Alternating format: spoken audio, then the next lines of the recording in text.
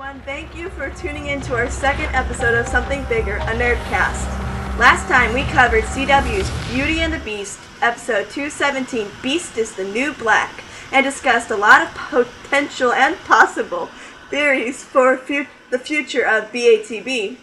If you haven't seen the first SBNerdcast episode, or can't remember a lot of things we have discussed, then there's a link in the description box that will apparate you to your destination. I wrote that. Well, anyway. I love the use of the word apparate. So, I'm Kimberly. And I'm Emily. We're gonna do our news segment now. So first, all these are for Beauty and the Beast, since that's what's on TV right now. The weekly show ratings from Spoiler TV were 0.3, which is quite significantly down from last episode. But hey, we'll take what we can get. On a much brighter note, it was decided that it was the most popular on Spoiler TV. It made number 2 on that list. For the week. It was number 1 last week, and it dropped just a little bit lower. But we'll take it. Yeah, we'll take it. Number 2's cool. Yeah. Alright. Season 2 DVD is ready to pre-order on Amazon.com. So go check that out.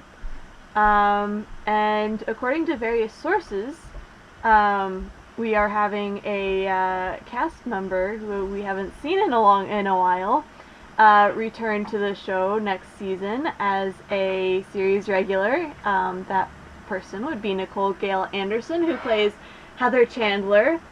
Do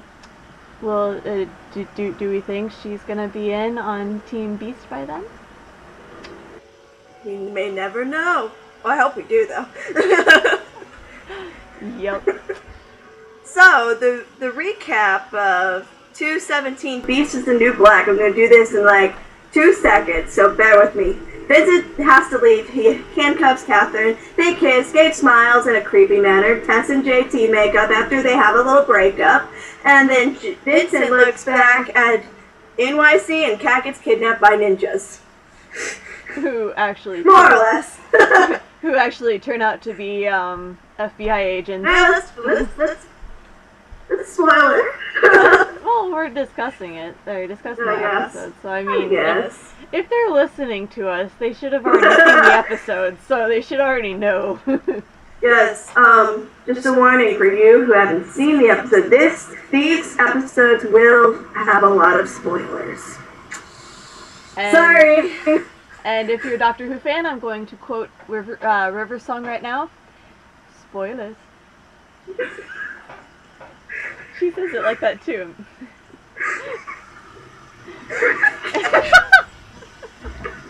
Okay, I'm just gonna put this away. Laughing.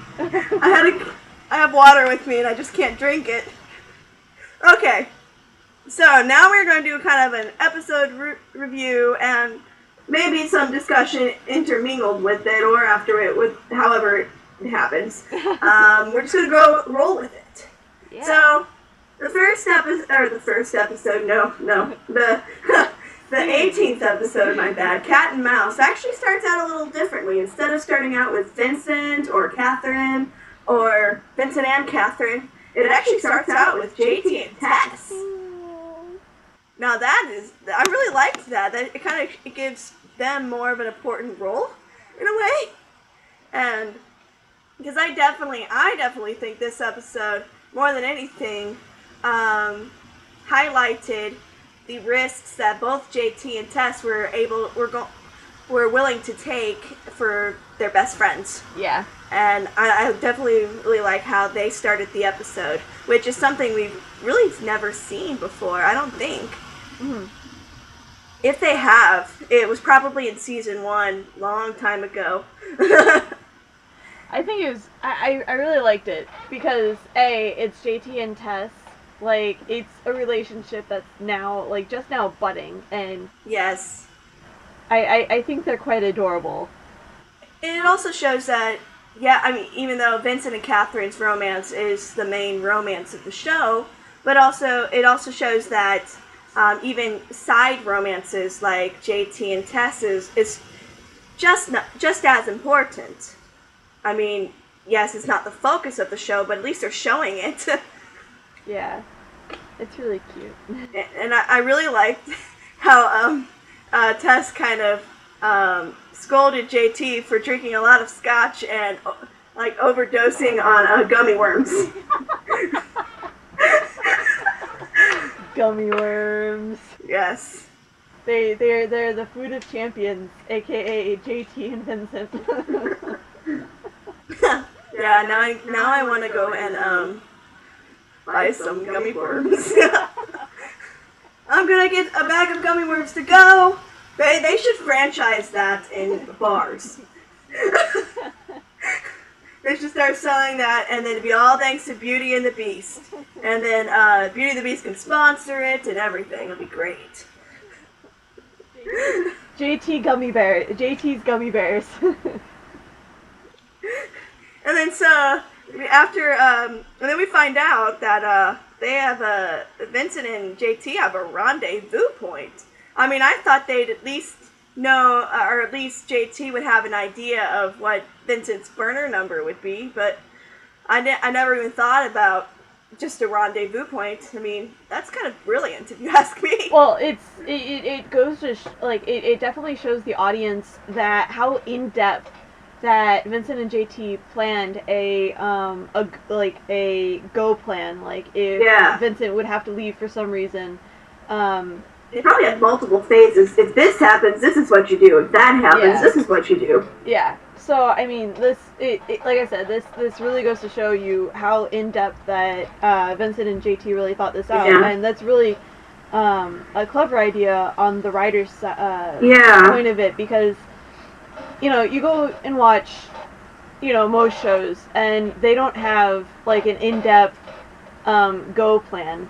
No. Like, usually it's just grab the go bag and get the hell out of the country. But this, like, they had phases. They had a full-fledged out plan that they can use. Which would definitely come in handy, especially in a situation like this. And if you remember back in season 1, I mean, they didn't just have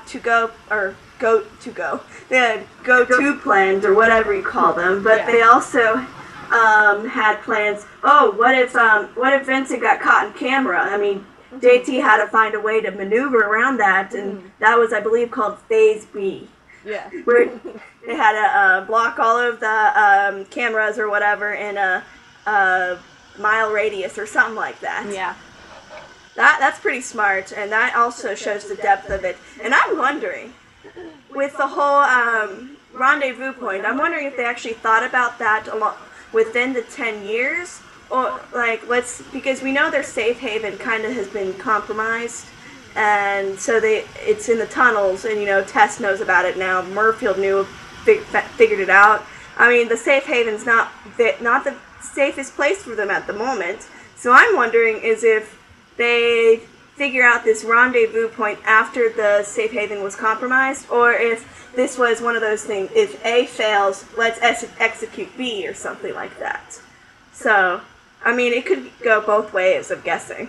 I think, I definitely think that they probably planned it along the way, because, like, they probably, just like any other person, planning, like, a trip or something, you think of things, as you go, as you're planning, so that's definitely a possibility. And, and JT, especially in season 1, you can see how paranoid he was as a friend for Vincent when Vincent was in hiding, so obviously Vincent, or mostly JT, probably would be the one to think of these things. He'd be like, what if we can't get to the safe haven? What do we do then? And so they had to come up with all these things. And, I thought it was very smart that JT and Vincent had to think, okay, what if we can't escape together? what if JT has to stay behind and Vincent has to go? And I really like how the sacrifices they were willing to and planning to make if A happens and it's something like that. It really shows the bond they have. And then so we go from the Tess and JT onto the NYPD with Gabe, of course. And Gabe has the nerve to pretty much kick the new boss, I don't know his name, but kick him out of his office and send him to Lieutenant Bishop's office. Yay for mentioning a past character, but still, he can't just override the precinct. Why can't he just take Joe's office? I'm not sure that's legal. Well, I'm not sure if that's correct that an ADA can have an office in a police precinct. Well, they explained it saying something like the DA wanted them to work alongside with the NYPD to catch Vincent because Vincent was considered a huge, convict, whatever, and fugitive, there we go. And so, I think that's what they tried to explain, that the DA suggested it because he wants to get this guy found. Yeah. What I don't get, though, is, why would the district attorney have anything to do with catching Vincent? Because the district attorney, he's a lawyer. So Gabe's a lawyer. So what do the lawyers have to do with catching Vincent? Right now, I think it's the cops, and they should probably get the FBI involved, which technically they are, but the cops just don't know it. It should be every cop in the city. Yeah, I can understand the confusion and everything. And honestly, I just think it's just Gabe. He's being a dick. That's what he's a big liar. So, I mean, for all I know, he could have lied about the ADA wanting in on this or whatever. That's probably the case. It's probably this huge. Because it's very personal for Gabe. Yeah, it's this huge plan conspired by Gabe and everybody, they're not gonna. He's a guy who's close to another guy in power. Both, Yeah, they're not gonna argue with him. Yeah, they're not gonna argue with him. So he kicks the new boss down to Joe's office, which is kind of like a punch in the face, if you ask me. And then he has. If the new guy, he's a lieutenant, then it's not really a slap in the face. But if he's a captain, then it's a slap in the face because it's almost like he's being demoted.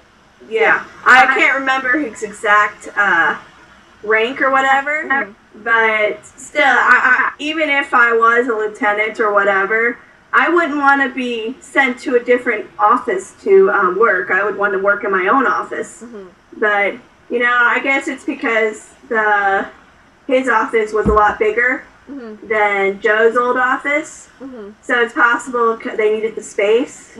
But it's just Gabe being a dork and a mean jerk, and it just shows how possessive he is. Yeah, and obsessive. Oh yeah. I just wish. No offense to Sandhill, but I just wish Gabe was gone. I like Gabe on the show, because he, even though, he's one of those characters that you love to hate. It's like Joffrey in Game of Thrones. Joffrey's that and if you haven't seen Game of Thrones, but, he's that kid who sits on the chair with all the swords and stuff, and the memes and stuff. You've probably seen it. If you're online a bunch, you've probably seen it. But Joffrey's this kid, and he's a dick, and and basically he's worse than. Let's just say he's one of the most hated characters in books and television, and on the face of the planet. So. Not like Loki, who is amazing. He's incredible. But Loki has redeemable qualities. But we digress. But Gabe, I don't hate Gabe as much as I hate Joffrey. So Gabe's more of a on a level of probably Voldemort, which which is still pretty high on my list, demoted to a noseless guy. Well, Gabe's... He's a snake! Yes, exactly. No pun intended. But yeah, Gabe's a poopy head. He's a big pile of poop. No, he's a big pile of trash, or something like that. It's from that one movie, Penguin movie, Surf's Up. But anyway, then we find Kat. She's in this kind of dark room with one light, and it has a bed of all things. And so that kind of first gave me an idea that, okay, whoever kidnapped her obviously doesn't want to kill her. I mean, if they wanted to kill her, they would put her in a cellar with, like, no comforts at all. And, no doors, or at least ones that she couldn't kick open, I don't know. But, and I just love that part where she screams for help, and all you hear is the truck walking, the truck going by. Yeah. And it's just like, honk! I really like that transition scene.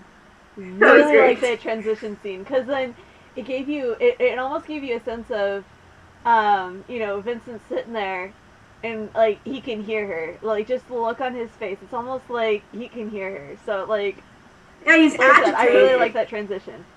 He's very agitated, and I don't think he's really at that point where they're at the rendezvous point. I don't think he's figured out why he's so on edge, but you could just see his face and everything, and there's something bothering him. Mm-hmm. And then JT comes, and I just love that whole romantic moment where Vincent's like, I was waiting for you or whatever, and then JT's just like, I was hoping you wouldn't have forgotten. And I'm just like, oh, yes! And I just love that moment. And then, and of course, JT has to bring in Tess. And then Vince is like, what the heck? What was the line? Oh, that's what Tess was... And JT goes, that's what... See, I knew it. Talking about. And then Vincent's like, wait, Tess, what does she have to do with this? And then she just comes in, like, pushes like JT to this, and she's like, hey. And I just love how she's very blunt. She gets straight to the point. And how JT's kind of like, no, wait, we shouldn't say that kind of thing, because he knows Vincent's gonna probably charge off to no man's land to save Catherine. So I mean, it's so funny how they're so different, JT and Tess. Tess is very get to the point. Have you seen Catherine? Because if not, she's missing. And then JT's like, well, she's not missing. She's like, well, she's not there. And then Vincent's like, wait, what does that even mean? The whole scene. Well, she's missing. That whole scene just sort of reminded me of the scene in Thor: The Dark World where Jane Foster is reintroduced, and she's sitting there with having a date, and then all of a sudden spoiler! And all of a sudden Darcy comes in, and it's just sort of that that's really what Tess coming in and sitting down reminded me of Darcy. She pulls over the chair, and I forget. She kind of commandeers the whole conversation. Yeah. So she basically she owned the scene. She owns every scene she's in. She upstaged everybody. So. And then here the Dave's just like, what the heck are they talking about? Yeah. Anyway. But yeah, that's what that scene reminded me of. It made me kind of happy.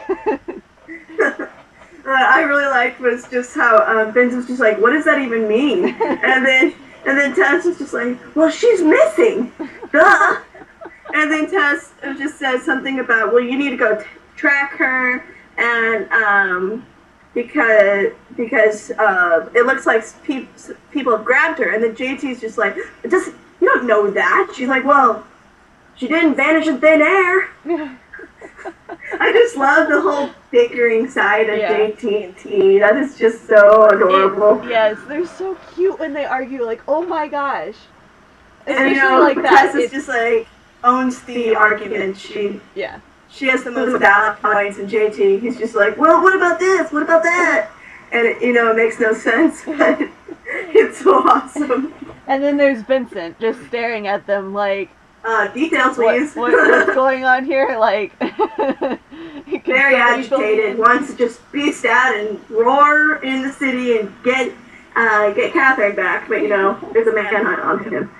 Kind of hard to do that. Yeah. So they kind of gotta figure out how Vincent's gonna track Catherine in the first place. This was clever. I really liked this. Yes. What they did.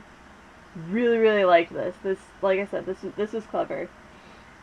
Yes, and it definitely shows what JT's willing to do, and the whole teamwork behind JT and Tess later on, and with JT's just like, Vincent, who? Like, and Gabe's like, where's Vincent? Vincent, who? Vincent who? Don't play with me, JT. I know you know who I'm talking about. And then it just shows JT has a very good poker face. He does. I really. It surprised me. The whole thing, it reminded me of Gabe back at the beginning of the season, where he just comes in and he's like, I'm Gabe. So that whole Vincent who? And Gabe's like, really, come on, JT, playing this really? game again. Yes. And then Gabe's just like, fine, we'll book him. So he arrests JT. And JT, even though he's holding his poker face, I could totally tell how happy and smirking he is inside. Just like, made you look kind of thing to Gabe. Yeah. And then Gabe, as JT and the NYPD leave, Gabe kind of has that last look in the apartment, and just creepy look. And because I think he knows something's up. JT wouldn't just walk in there unannounced like that. He knows something's up. And I just love how when Gabe asked JT, why'd you use a fire escape? He's like, because I didn't have a key. That was just a perfect response. Very, very JT response. Yes.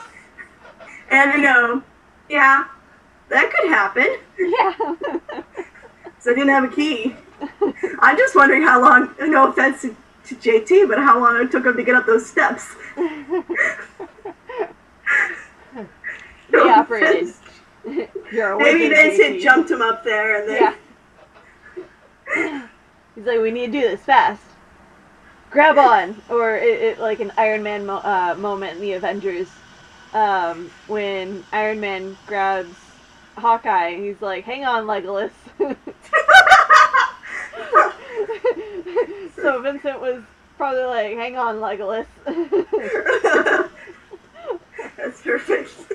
And then, Vincent, he knows his whole way around the apartment. He, instead of going into Kat's, the fire escape, because, Gabe knows where their kind of hangouts are, and so, he can't exactly go in through Kat's room, because people are, her room's being watched for him. So he goes to her, I guess it's a balcony, and to the side of her apartment, and he just walks in like a boss, and sneaks into her bedroom and does that cool flashback thing. That I really like how he's able to do that. Instead of searching for prey, he's searching for his mate. Aww. And then, Gabe busts him. He's like, I knew you were there! And then I just love how Vince is just like, really, you do not want to do this right now. And then the next thing we know, he grabs Gabe's neck, something I've been waiting for all season. Wait, he did that in the fire episode 4, when Gabe's just like, hi, I'm Gabe. I really like how he just crushes him like right into the wall and grabs his neck. Uh-huh. And then he's just I really love how Vincent just shows his feels there. He's like, I trusted you, Kat trusted you, and it's still you betray us and everything. And I just really love how everybody was against Gabe in this episode. Again, like we said last episode of our podcast, everybody hates Gabe. Everybody hates Gabe. I'm telling you, spin-off. Everybody hates yes. Gabe. Perfect spin-off. Hey, writers, are you going to pay us for that idea? and then, after Vincent almost breaks his neck, he doesn't. Sigh. But, and then, there's Gabe. He's in the precinct, and he's trying to get JT to talk, and JT, poker face, not talking, and he's just like, I know you were a decoy and everything, and then Tess comes to save the day. Tess comes in, and she really shows her cop side, how she's like, you can't do this without probable cause, not just suspicion. So Gabe doesn't want to get his ass cooked, even though he did in this episode a lot. Lets JT go. Thank you. He did something right. One thing right there. Letting JT go. And then Tess says to JT, keep tracking. Now, I don't know if that means trying to look for Kat or if that's just code about Vincent or something. Or maybe she's just, I don't know, trying to ward Gabe off suspicion or something. I don't know. But I just really like the whole team between JT and T. Yes. They're so freaking adorable. Like, oh my gosh. I wasn't convinced at the beginning of the season. But by this point, holy crap. The writers have me convinced. I am fully on the JT Tess ship. Like, yeah, and what I really like is how Tess, in one of the previous episodes, Tess really nailed it when she said that we are not the same kind of people. You are not my type. I am not your type. All that kind of stuff. She really nailed it. But then she's just like, for some reason, I'm just so crazy about you.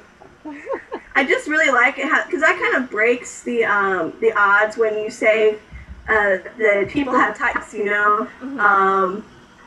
Oh, I don't know. I like tall brunette guys or something like that. So, I mean, that kind of breaks the status quo, so to say. And I like it how literally there should be a spin-off called Beauty and the Geek.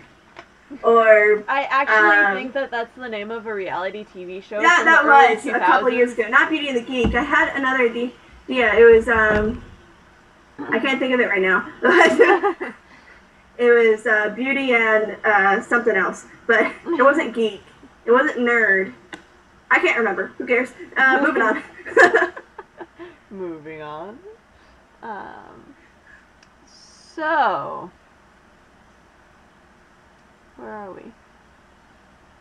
Are we? We're on the. We're at what I really don't like was how Gabe tells Tess to pick a side. Yeah. I'm just like, really, you're gonna make her pick a side? Yeah, that kind of ticked me off. That had me peeved. I was like, no, you don't do that. You don't do that to a person. Convinced that Catherine is going to pick a side, but she's already picked a side. It's called Team Vincent. And he's just like, you need to pick a side. And so does Catherine. I'm like, hello? Do you not see, Vincent and Catherine running together, trying to avoid all of the traffic cameras and all that kind of stuff? I mean, Catherine's going to be Team Vincent from now on. And with Gabe saying that, or even saying just to Tess that Tess needs to pick a side, he's definitely showing his very possessive side. Yeah. Like, and trying to get her, in a way that's almost threatening her job. Yeah. And I do believe that in future episode, it does have a consequence on both Kat and Tess's jobs, that they are suspended in the next episode. But anyway, And then we have the FBI guys with Kat. Yes, and they weren't ninjas. They were the FBI the entire time. I wonder how many of our FBI people are actual ninjas. But anyway, I mean, that just, I think in the last episode I mentioned something how the people who took Kat, the ninjas, that they weren't actually out there to hurt her, but trying to recruit her and Vincent for something. And I was right. You were right. That was awesome. Like, when we watched the episode, I was like, oh my gosh. And I remember you texted me. You're like, I was right, and I was like, you were? Because it was before I had seen the episode. But then I went and watched the episode, and I was like, she was right. I was so happy. I was like dancing and everything, and not really, but I was still happy because I nailed it right there, right on the head. And then so with the whole FBI, Catherine has had some bad luck with previous FBI agents. I think the only FBI agent that has her trust is Dana, Sam's wife. I can't think of the last name. Landon. Yeah. I think she is so far the only FBI agent that has her trust. And then when Agent Knox claims he knows Dana, any FBI agent could do a background check kind of thing and find that out. Yeah. And, the moment he asks where Vincent is, Catherine, red flag, no, not gonna tell you. And then Agent Knox just says, what if I can get Vincent exonerated? What? What? Can they do that? Is that legal? I was like, okay, maybe you should sit down and listen, Catherine, before you turn your head and walk the other way. But, even for me, if I was Catherine, I'd also be kind of, walking a little bit back away or kick their butts and be like, you lied! And then, but I really like how, Agent Knox, he seems like a genuine FBI agent, not out to kill all beasts and stuff. He doesn't even seem like he knows about beasts. So my question is if we can trust him. I think we can. It'd be nice to actually have an FBI agent that's on their side for once. Like I said, I think we can trust him. He checked out every time that we were talking that they were talking to Vincent and Catherine, and he did the whole, his lie detector thing. Yes. By listening to his heart, which I love when they do that. That's really cool that Vincent can do that. You don't see that on very many supernatural type shows anymore. Vampire Diaries. Yeah. And but like I said, I think we can trust him. He's got the connection to Dana, and if she trusts him, then if even though he wasn't able to hold up on his end of the bargain, he at least said tried. He felt like crap. He at least tried, and his emotions showed it. Now, he could be a really good actor. He could have psychopathic tendencies and not have any empathy. So, and could be just really good at hiding that. Like, I don't know if you guys have heard of the TV show Dexter. What? Like Gabe. Oh, yeah. Gabe's interesting. Gabe's not really a psychopath. But we don't need another Gabe-like character on this show. We already have Reynolds and then Gabe. I think that's enough for now. And I really honestly hope that we can trust Agent Knox. I feel like we can. He does seem genuine. And with the whole lying thing with Vincent, I'm just wondering. I just rewatched the entire season 1 the last 2 days, and so I noticed that Vincent could still tell when people were lying, but it wasn't through the heartbeat. It was more like through sweaty palms and like he did say the pulse was racing, but it wasn't, and their pupils were dilated, but he didn't. but it wasn't just, a definitive answer just on the heartbeat. Yeah, and I mean, anybody, like, they actually have people out there who are good at detecting if, somebody's lying or not, like, in a, like, in once a upon a time, mysterious Emma Swan. So, huh? Like, once upon a time, Emma Swan. Yeah. Well, yeah, I know. She's lied herself, so she knows True. the symptoms of a liar. True. Yeah, you do have people who are very observant of twitches or for whatever. That's why those people would be very good at poker games. Yes. Like, I don't know if you watch the show Psych, but I don't either. But I know mostly about it, and it's about a guy who's really observant about that kind of stuff. Or like The Mentalist. Love that show. Holy crap, I love that show. I'm really behind on it though, but I love that show. Patrick Jane, like, and it's the thing with that is it's all mind tricks. Yeah. So. Yeah. Anyway. Back to Beauty and the Beast. We digress. Again.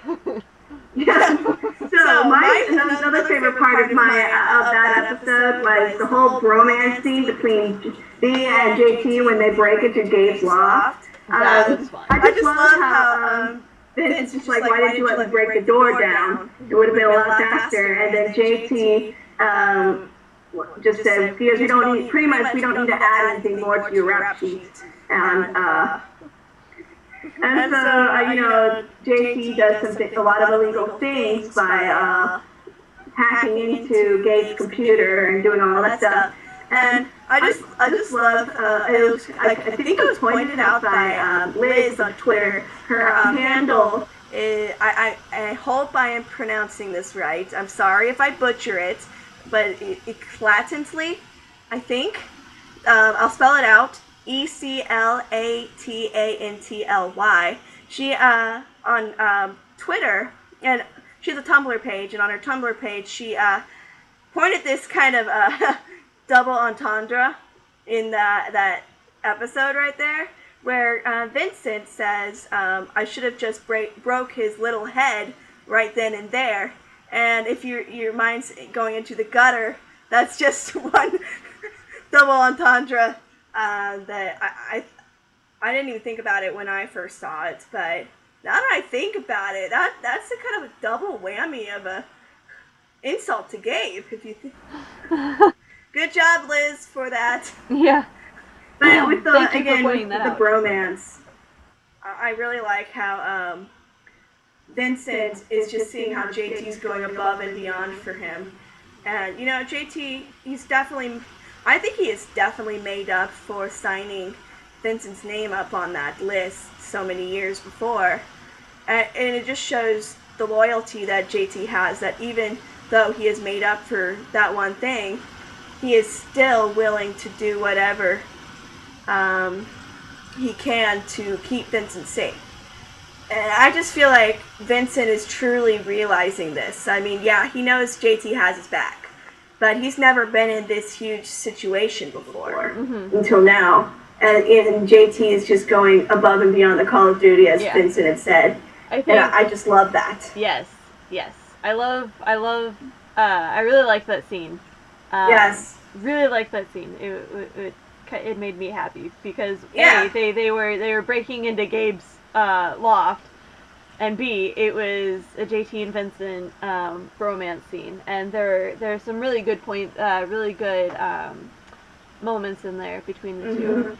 I just love seeing the whole on-screen chemistry between Jay Ryan and Austin Bases. Yeah. It is great. You can tell that in real life they're very good friends. Yeah. And I believe from what Austin Bases has said is that he had not met Jay Ryan until Beauty and the Beast. Uh-huh. And so, but they clicked pretty easily. Yes. So, I love when you have relationships like that, like, both on and off screen. Like, I know we talked about this last time with, Kat and Tess's relationship, but, yeah, it's, when you see that chemistry on scene between on the TV, between the two, definitely shows that they have off-screen bromance type chemistry off-screen as well, and Yes. I really like that, and it makes it more real. Yes. When they film it and put it on the television for us to view. It also shows that Beauty and the Beast is just one of those shows that is just not about the romance between a guy and a girl, but, I mean, I wouldn't say romance between Vincent and JT, but it's more like their bond, their relationship. Friendship. And it focuses, they're on their friendship. It's not just about a love relationship. It's about loyalty and friendship between, Kat and Tess and JT and Vincent, and, how that kind of leads into the relationship between Vincent and Catherine. And then the bond between all four of the characters, when you put them together and you put their brains together, they come up with some pretty kick-ass ideas. They do. and speaking of kicking ass, yes. With Catherine, oh my gosh, when she hit the Agent Knox's head with that chair, I was like, you go, girl, but then I was just like, is he alright? She just whacks him in the face, she doesn't hesitate. Yeah. She's such a freaking badass. Like, this season alone, like, she's just like, I think if they could do a crossover between Beauty and the Beast and Agents of S.H.I.E.L.D., I think she'd get along very well with May, with Melinda May. Yes. She'd be a top agent like Melinda May, and just kick ass all the time, and it'd be really, really awesome. Yes. To see those two. That's my dream badass pairing is. And I really like these new sets of episodes where they definitely have shown Kat's kick ass. I mean, in the last episode they did, and in this episode they did. And I mean, yes, they have in the past a couple times, but not as much. And this level though, like not at this level. The last time I saw her fight at this level, it was probably the first episode of the season when she was fighting those FBI people or whoever. No, those Murfield agents or whatever, trying to find Vincent. Yeah. I mean, yeah, she does kick ass every once in a while, but not at this level. And definitely shows that she doesn't, I mean, I can't believe I'm saying this, but she doesn't need Vincent to show her strength. I mean, yeah. She's not a damsel in distress. No, she is not, and she has made that very clear these past several episodes. She's her own person, and she can take care of herself, whether, despite, or whether Vincent and Gabe like it or not. Yes. So. I just, and Tess, too, is starting to show that she also does not need, I mean, yeah, she has JT, but she also can handle things herself, too.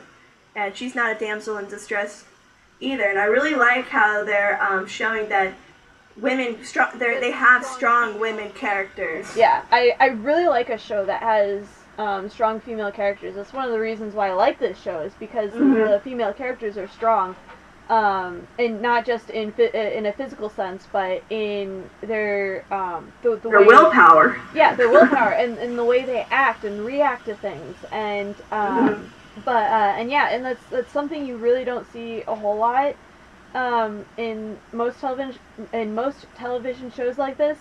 Yes.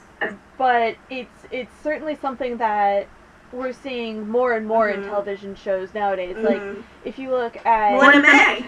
Yeah. If you go and watch Agents of S.H.I.E.L.D., there's Skye and Melinda May and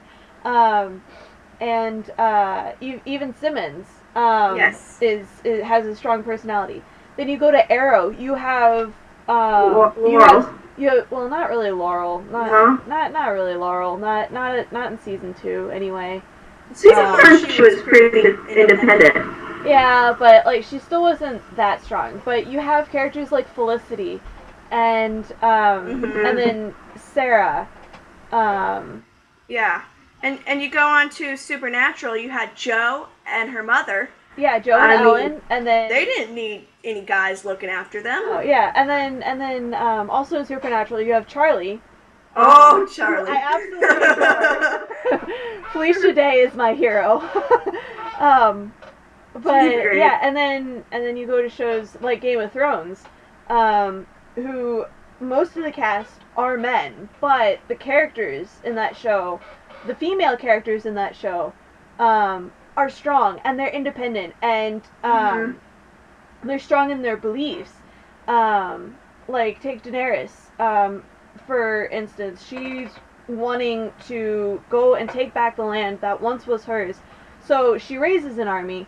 She gets dragons. She frees slaves, for crying out loud, like on her own. She threatens these people, and she's like, "Oh, by the way, I have a whole army of dudes with spears, and I have 3 giant, enormous dragons to back me up." And then you have characters like Arya, who are like just I don't know, fantastic. Like she's got a goal. She's got in her mind, and she's going to complete that task. And nothing is going to stand in her way. So, and I guess to tie it all back into Beauty and the Beast, that's sort of how Catherine is when it comes to Vincent, and Tess when it comes to her friendship with Kat. It's there's that goal in mind, and they're not going to stop at anything to achieve that goal. And they have a line that they don't want. Like Catherine has a line that she doesn't want Vincent to cross. I mean. Yeah, granted, there are times where, Vincent kind of has to save Catherine if she doesn't want to die. That's probably one exception. Like, if she's already determined all the variables, and all the variables says she's pretty much screwed unless Vincent comes to her rescue, that's one thing, but she pretty much had that whole FBI situation. She had that handled. And Vincent just happens to show up, and she's already pretty much handled it. And it's just that. Granted, we also want to say that just because these women are strong characters, it doesn't mean they don't have their times when they're vulnerable. Yes. And it's very important to know that even strong women have those times when they're vulnerable. And I think definitely when Vincent was, when Catherine shot Vincent, and, all of this stuff was happening, Catherine finds out that her dad's not her dad, and her actual dad has been Vincent's handler and did all these mind-wiping things to her boyfriend. I mean, she's had a lot of bad things happen just right in a row. And she even finds out, like, all these lies that her mother has created for her entire life. I mean, a lot of stuff has happened, and, it's kind of built up over the course of season 1 and parts of season 2. And, when she shoots Vincent, that kind of was her breaking point, definitely, I think. And, unfortunately, Gabe kind of took advantage of that. He saw a window, and he took it. And I kind of wish that they didn't have Gabe as a crutch for Catherine. I just wish that they focused more on the friendship between Catherine and Tess, and maybe had Tess as her shoulder to cry on instead of Gabe. But beggars can't be choosers. They had to get the Gabe storyline in there because Gabe is, for some reason, obsessed with Kat, almost to a creepy way. He was kind of obsessed with her in season 1. Yes. With her mom, and finding out who her mom was, and... So, I mean, Gabe saw that, she's vulnerable, so I'm gonna make my move, and I'm gonna get her to like me, because I'm a weirdo like that. I'm gonna take her at her weakest moment, because I know if I go in and try to make a move on her when she's just being a badass, it's not gonna work. So I'm gonna go try and take her when she's at her weak moment, and that was off the creeper of Gabe. It was very low of him to do that. Yeah, he should have pushed Tess in her direction.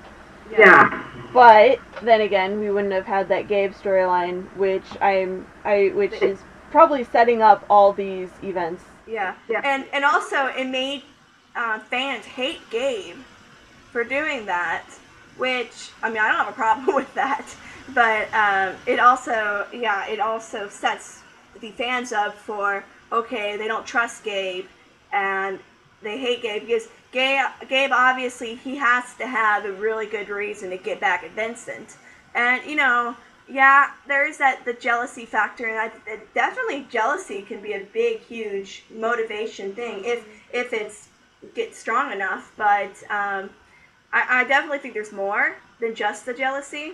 It could be because Vincent is everything that Gabe isn't, if you think about it that way. Yeah.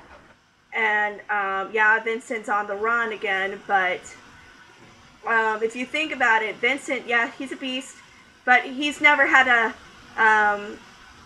hide his. Well, he kind of did have to hide his beast, but what I'm trying to say is that he wasn't a beast 24/7 like Gabe was without that medicine, and Vincent obviously had more control over his beast, and I'm pretty sure Gabe misses being a beast. He may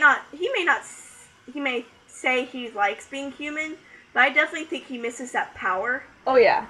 He had, like you said, he had that power. He had more power. I think the thing with Gabe is, I think he is one of those characters that strives for power, strives for control over others. Mm-hmm. So that's why he's doing all this to Vincent, because he sees Vincent trying to get on top of him, trying to best him, and that just doesn't sit well with him. So I think he, like you said, he definitely wishes that he was still a beast for that purpose. And then I really like how when after Vincent tracks Catherine and finds her at that warehouse that the FBI had kept her in, I just think their whole little reunion was really funny. How Catherine just like, why aren't you gone?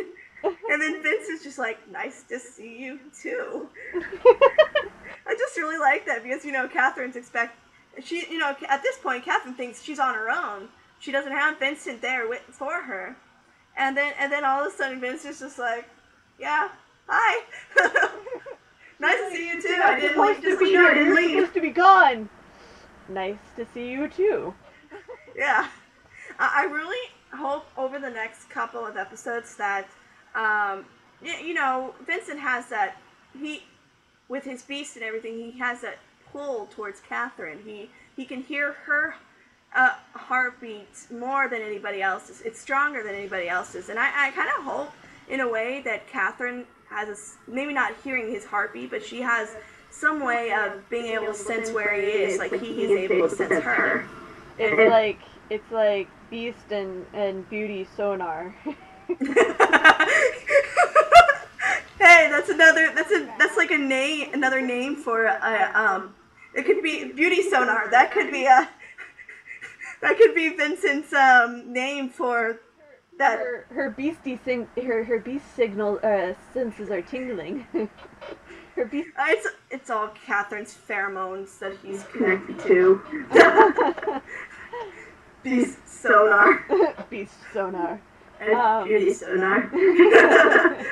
Beast hey, are you gonna pay us for that too? I can see it now. JT line. And then I think, and then you kind of go where Gabe tells Tess that he's trying to save Kat, and I'm like, really? I think he's doing it all for himself. I think he wants Kat because he just wants to show her off. To Vincent. He wants to make Vincent jealous, and I think that's Gabe's goal in life. Well, also, not only that, but he wants Vincent to be alone. He wants Vincent to be alone, locked up, just like Gabe was when he was a beast. He didn't have JT, like I said in the last episode. And if you notice, Gabe has been trying his hardest to rid Vincent of any connection he has ever made. Like, he tries to arrest JT. He's trying to get Tess to go to his side, and he's obviously trying to get back in the good graces of Catherine. And he's not gonna be able to do that when by pushing everybody else away. He doesn't understand loyalty. That's the thing. He doesn't understand the loyalty that Tess has for Kat, the loyalty that JT has for Vincent and Catherine, and the loyalty that Vincent has for Catherine and vice versa. He's never really had that. Never really had someone to be loyal to him. Another thing that Vincent has that he doesn't. And then I really like the whole dungeon scene. How they're in the dungeon, and JT's trying to get the Wi-Fi and everything, and then, Catherine and Vincent have their little talk. Catherine's trying to tell him to go, get your ass out of here, and then Vincent's just like, I don't want to fight I don't want to run anymore. And I really like that he's done with running.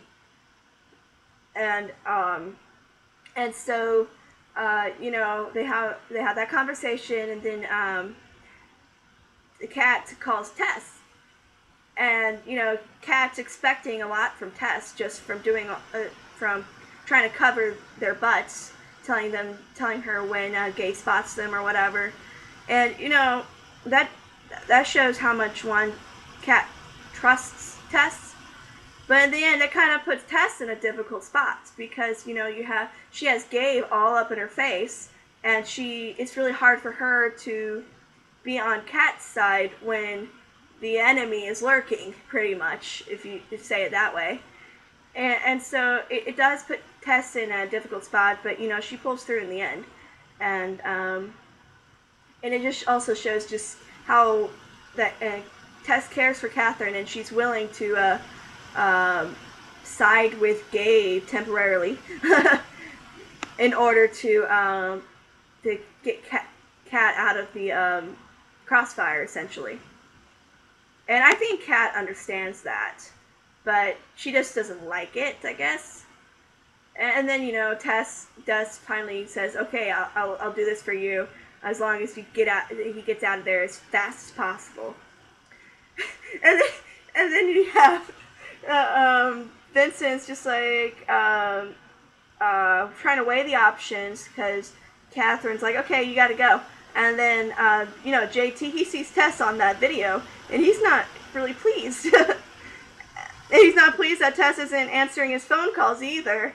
And then you have Vincent saying, no, I'm not going to go. What about the FBI guys? She's like, serious? Really? After all this time, you want to put the trust in the FBI guys? And he's like, what do we have to lose, honestly? Pretty much, because they literally don't have anything to lose. And so they go back to the FBI guys, and I just love how Catherine walks up. She's just like, I'm sorry I hit you in the face with a chair. And then she looks at Vincent, just like, was that good enough? The delivery was perfect. Kristen Cook did an amazing job on that line, and I just loved it. And then I love how the Agent Knox was just like, what made you change your mind? She's like, he did. And then Kat's thinking, and I really like how she asked for the exoneration in writing, because that's really smart, because she doesn't trust FBI agents. So she asks for it in writing, and he's just like, fine, I'll go get it. So he goes off, and then we kind of get where JT finally gets a hold of Tess in the elevator. And I really, really like how JT's like, I've got this brilliant plan. And then Tess is just like, no, Vincent's kind of screwed. He's like, you don't believe that, do you? And not in that tone, but that's pretty much what their mental conversations towards another is going on.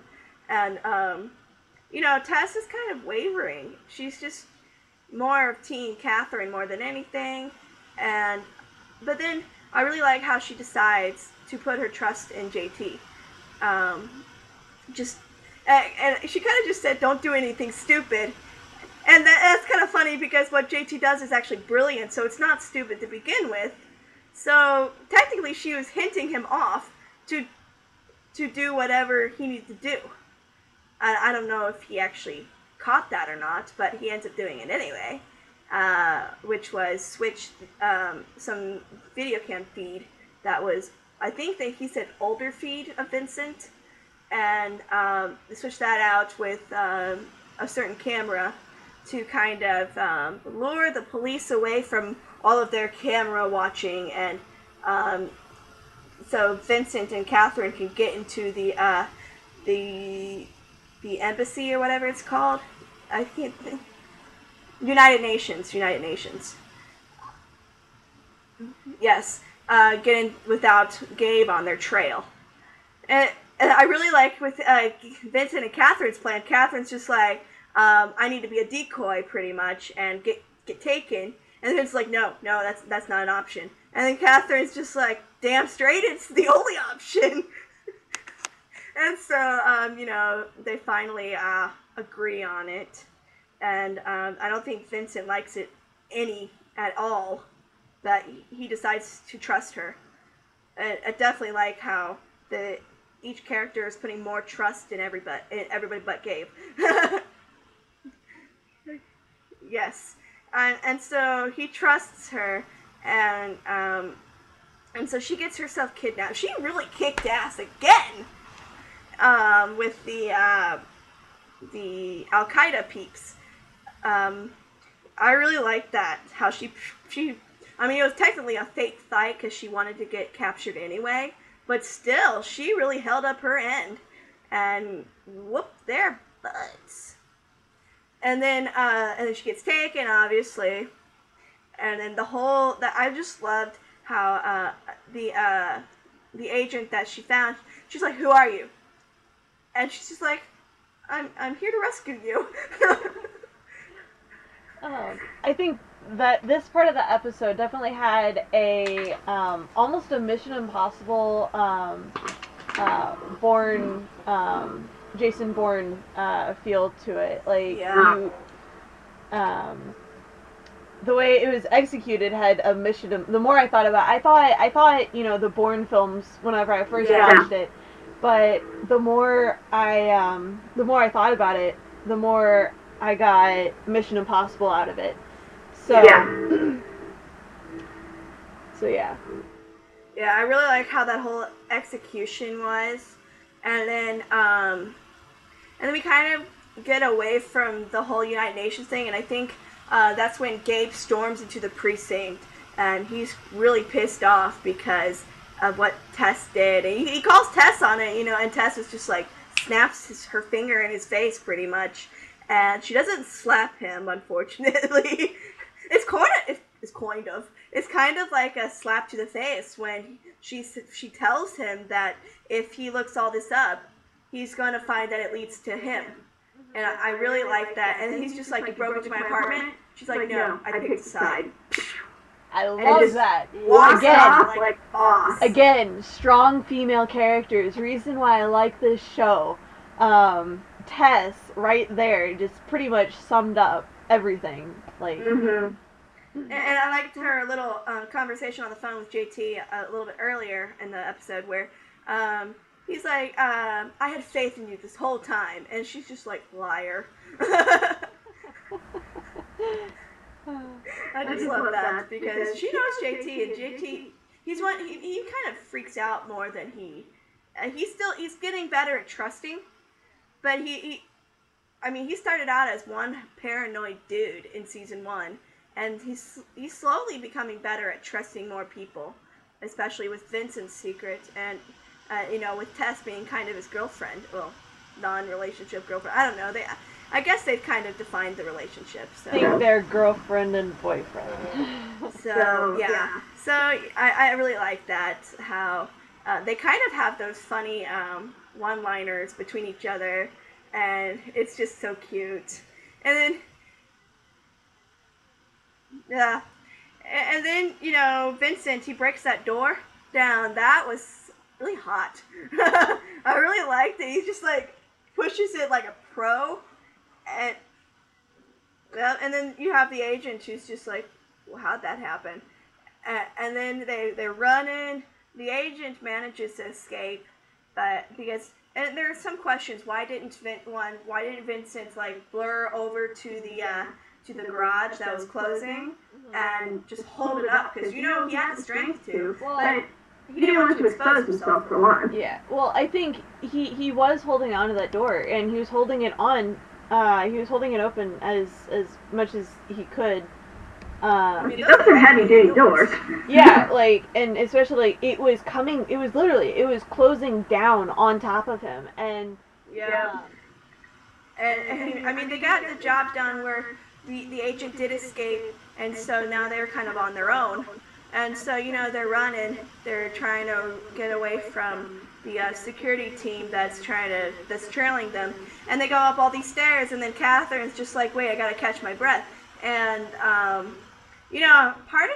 I was wondering, why didn't just Vincent pick her up and blur away? But then, he didn't exactly know where they were going.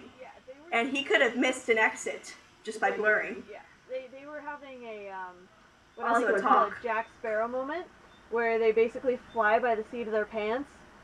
Yeah. And then, that's one way to put it. And then, but also they held it, if they blurred away, they wouldn't have had that talk that they needed to have. Yeah. Which was, Catherine's just like, you gotta go, because, they would never have a future if they get caught in, non-American soil. Yeah. And then, Vincent's just like, you gotta have faith or whatever, and just trust me, and then they just start running again, and they find that office that's, with the whole window, and I just thought the jump was beautiful. They really showed how much Catherine was willing to trust Vincent, and Vincent pretty much told her how to jump and how to land. He's like, alright, this is what you're gonna do, and...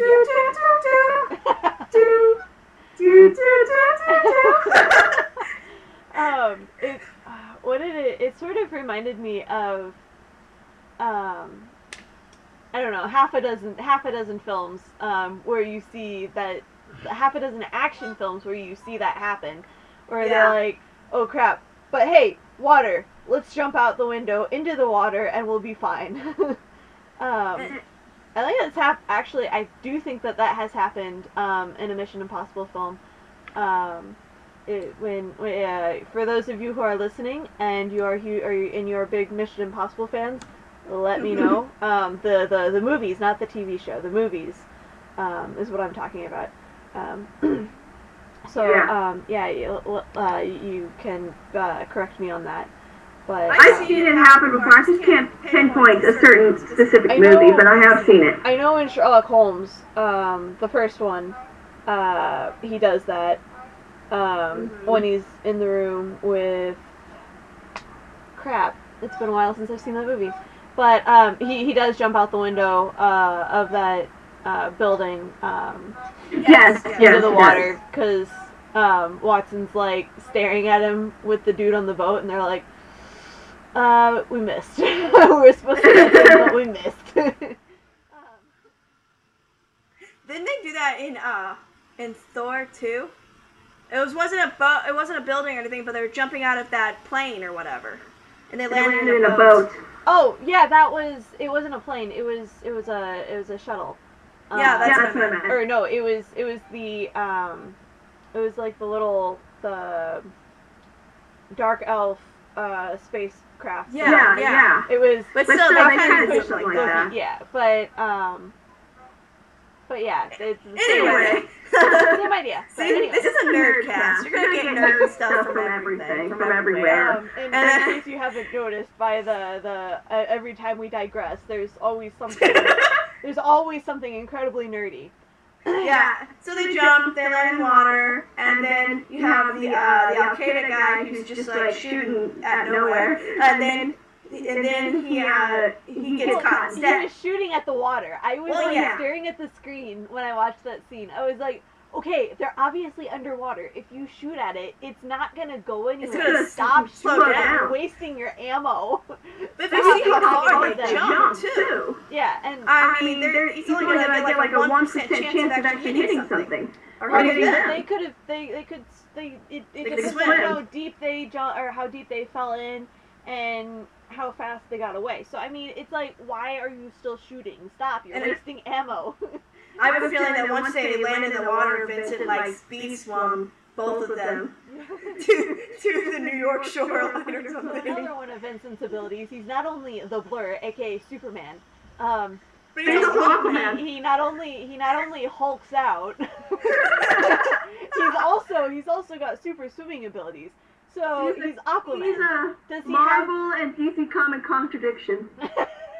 Does he have like the sonar that Aquaman has? He's the baby of Marvel and DC Comics. Oh God. I don't know whether that's sacrilege or. Okay, if you're a huge fan of Marvel and you have that thing against DC, or if you're a huge fan of DC and you have that thing against Marvel, don't hate us. Sorry. Please don't hate us. We're gonna get angry. We're gonna get angry replies now. So Anyway.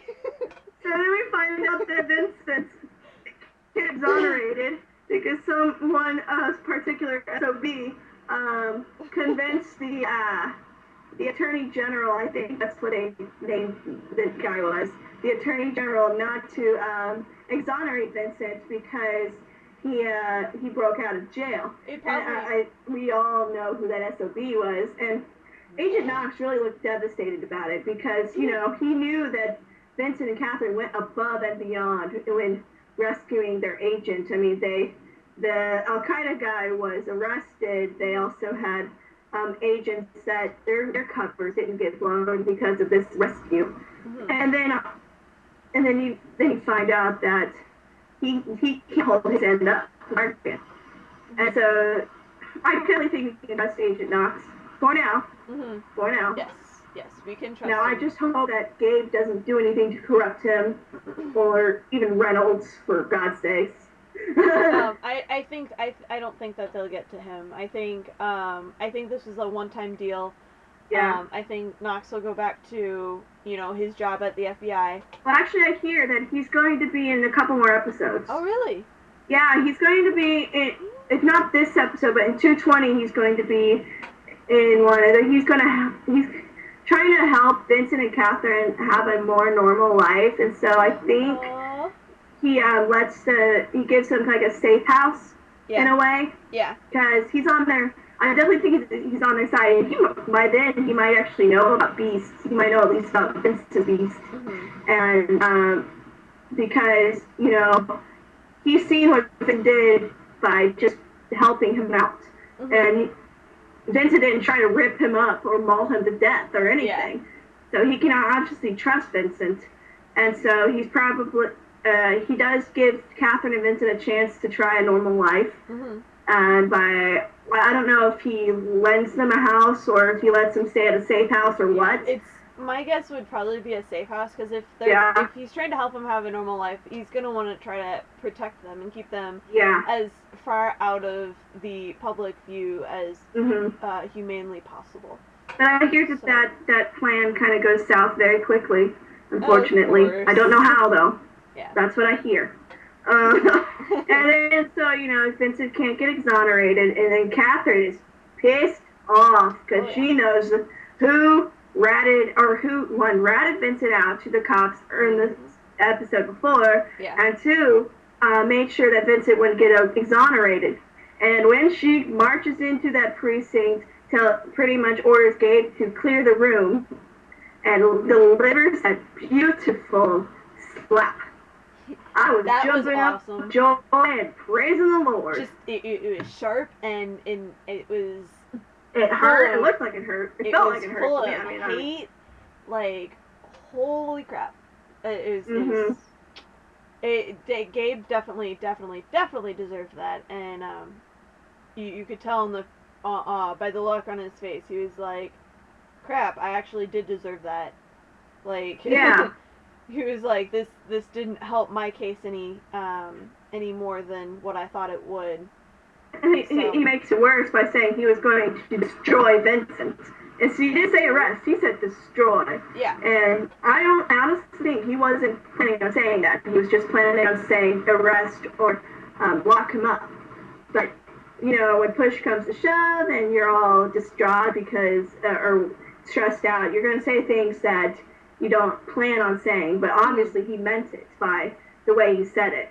Mm-hmm. And so that even gives Catherine even more of a reason to hate its guts. Mm-hmm. I kind of cringed when she said that she had loved him.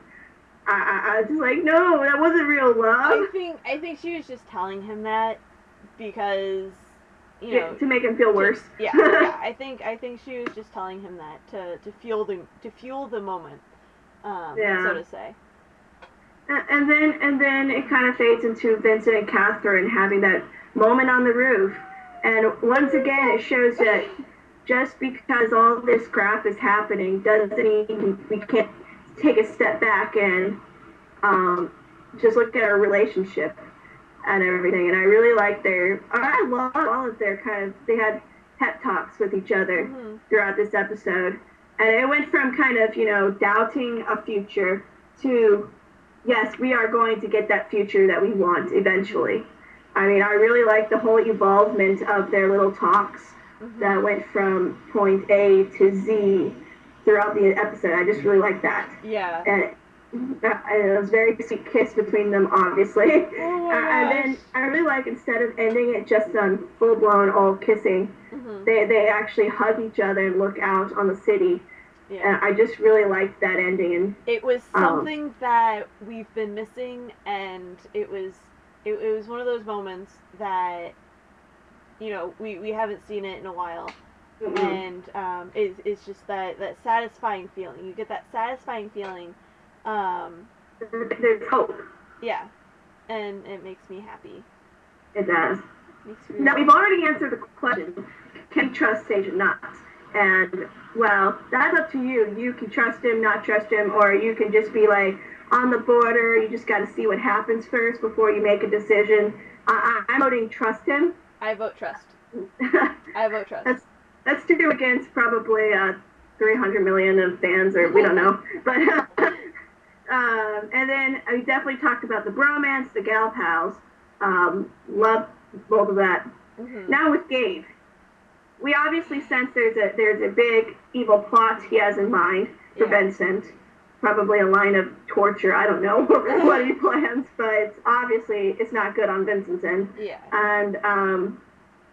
And my question, I mean, I think I asked, but is Gabe hiding something? Is he a beast, or is he trying to find a way to become a beast again? Is he going to get in contact with Sam and see if he can get a beast serum going? Or maybe he stole one from Sam's stash. It's possible, because he was the one who took Sam's stash and put it into the evidence or whatever. So if I remember correctly, so it's possible, since he knows where it is, he could easily go and grab a stash and change him back to Beastie Boy. Oh, I think he is definitely hiding something. There's something bigger going on here with him. And I hear that he plays a big part in this last 6 episodes, so it's possible that his beast will come back. I mean, I for one, kind of hope it does. Yeah, I want to see, just because it'll really raise his villain status up even higher. And I just really liked how Catherine told Gabe, you know, you're right, some beasts only get worse. He may not be a beast right now, but she can see the beast inside of him. That he's just ready to roar, pretty much. And I don't like Gabe right now. I don't think I've ever liked him. And he's one of those characters you like love to hate, I guess. He'd be a really, really good villain if he has Beast back, I think. Even better villain than he is now. Because obviously the way the show is going, that they're trying to raise Gabe on a villain pedestal, pretty much. Oh yeah. And so, and then I really like the whole Blur reference with Vincent. You know, instead of saying they just run out, he just runs out. He's just Blur, and I have a feeling it's kind of like a Smallville reference. Yeah. I definitely think they snuck that in there because, you know, Kristen Crook played on Smallville for 8 seasons. So definitely I think that they kind of embedded bits and pieces of Smallville, in my opinion, with the whole, you know, the gem. Yeah. In a way, it's like Vincent's kryptonite, so it doesn't make him roll over and cringe or anything. But still, I mean, hopefully they can evolve into their own show. You know, obviously have in many ways. And but I did like the Blur reference. You just blur away. I just love that. That was cute. I'm a big Smallville nerd. I just finished watching the entire 10 seasons, and my life hasn't been better since. I was just think about how you watched it after a long time after it aired. I was watching it when it as the show itself aired. So I was experiencing those feels. Yeah. Let's say all you Smallville fans who watched Smallville before watching Beauty and the Beast, because it ended a couple years before Beauty and the Beast had started, I believe. I think all of you are probably watching Beauty and the Beast and having all those Smallville flashbacks, you know? Oh, this reminds me of Smallville. Oh, whenever I see Kristen Crook kiss Vincent, I'm thinking of Kristen Crook kissing Tom Welling or whatever. Lana Clark. Yeah. Ship. And then, well, when I was watching, I had the flip-flop. Whenever I was watching Smallville and I would see, you know, Clark and Lana kiss, I was always in my mind imagining it was Catherine and Vincent. I don't know if that sounds wrong or weird or whatever, but I always had some kind of Beauty and the Beast reference in watching that show. I was just like, wait, that person played on Beauty and the Beast, or that person played on Beauty and the Beast, that person's the person on Beauty and the Beast, all this kind of stuff. I mean, I had fun doing that. Anyway, and then, now the question is, what about Heather? Because she comes back in this next episode, actually. Well, sorry? Go on. Oh, she came back. She comes back, which kind of shocks Catherine, actually, due to a short sneak peek. She has some news, and we all know that she's engaged and be married. And so I don't know if we'll actually see a wedding or whatever, or maybe her wedding's not until season 3. I don't know, but I think it's near the end of the season though. But you know, Heather obviously is going to play a more important role in these last couple of episodes because we learned that she's going to be a series regular in the next season. So my question is, will she, by the end of the season, will she actually learn about Team Beast, or maybe she does learn and she's trying to figure out if she can accept it or not, or maybe she doesn't, and maybe the next season's all about trying to keep it away from Heather and not knowing. I don't know, but I think she's gonna find out. I really want her to be on Team Beast. I really want her to find out about it, but like when she finds out, I really want it to be in the season finale. This season, like all of a sudden, like bad timing, they're like maybe Vincent beasts out, and then she walks into the room, and then cut to. And so with Heather, I really hope she gets on Team B some way or another, and whether it's whether they fade to black at the end of the season or something, or maybe that might be the end of the second to last episode of the season. Ooh, that'd be interesting. That might be a good opener for the season finale, where during the season finale, Heather kind of has to, contemplate or try to, make sense of all of this. And then she'll realize that her sister actually wasn't crazy when she saw a beast when the mother died. I mean, it's not like with Tess, it's a lot to take in. Nothing would be black or white anymore. And I definitely think I would really like if Heather is on Team Beast. And it'd be interesting if her fiance knows things about beasts. I mean... What if her, this is really far-fetched, but what if her fiance is just like knows about all this, and he's using her to get to. Oh, I hope not. I hope not. Heather doesn't deserve that. Again, really far-fetched, and it's something that is. I just hope he's not like a former Murfield agent or something. That, with their luck, probably. Poor Heather. Oh, she doesn't deserve that. Anyway. And then we have some. I mean, honestly, Big Cats has definitely declared that they want to. They have pretty much said we're going to get it one way or another eventually. May not be now, but season 3 looks like a good start because it's the. The kind of mantra for season 3 is going to be labeled "Who Are We?" And it's going to be definitely about Vincent and Catherine's relationship and how they define it more. Because, this whole mantra was, who am I? It's all about each character trying to find who they are in all of this crazy mess and everything. So Vincent and Catherine's relationship kind of it's looking up.